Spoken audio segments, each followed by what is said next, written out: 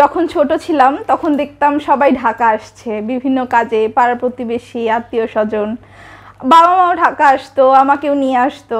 তখন মনে হতো ঢাকা শহরটা কি সুন্দর, পরিপাটি, গোছানো, একটা স্বপ্নের শহর।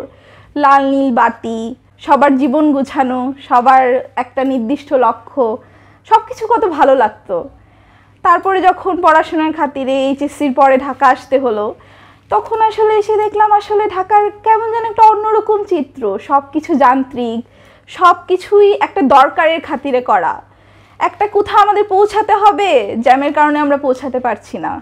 আমাদের অফিস টাইম বা ক্লাস মনে করেন 9টার সময়, আমরা বের হচ্ছি 7টায়, কিন্তু কখনোই আমরা সিওরিটি দিয়ে বলতে পারবো না যে আমরা 9টার মধ্যে পৌঁছাতে পারবো। এতটাই জ্যাম, চারদিকে কোলাহল, চারদিকে ব্যস্ততা, দৌড়াদৌড়ি, ছোটাছুটি। মনে করেন একদিন আমাদের পানি নেই, কি করব আমরা তখন সারাদিন? সেদিন কিন্তু কিছুই করার নেই, আমাদের পানির যে একটা ব্যবস্থা হবে সেরকমও কোনো ব্যবস্থা নেই ঢাকায়। সারাদিন হয়তো ঢাকায় পানি নেই, আমরা সারাদিন কি করব?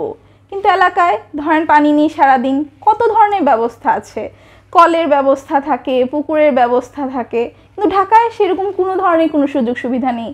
হয়তো পানির অভাবে সেই দিনটা সারাদিন কাটিয়ে দিতে হবে।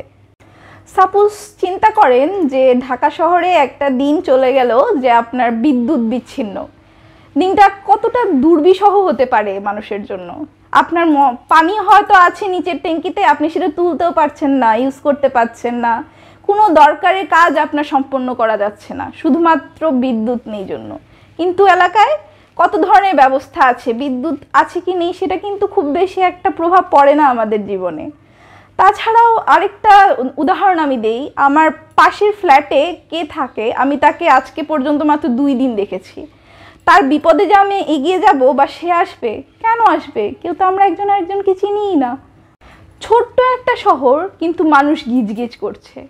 মানুষের জীবনে সব কিছু কেন এই একটা শহর কেন্দ্রিকই হতে হবে? একটা শহরেই কেন সবার ছুটে আসতে হবে? তার কি কোনো উত্তর আছে আমাদের কাছে?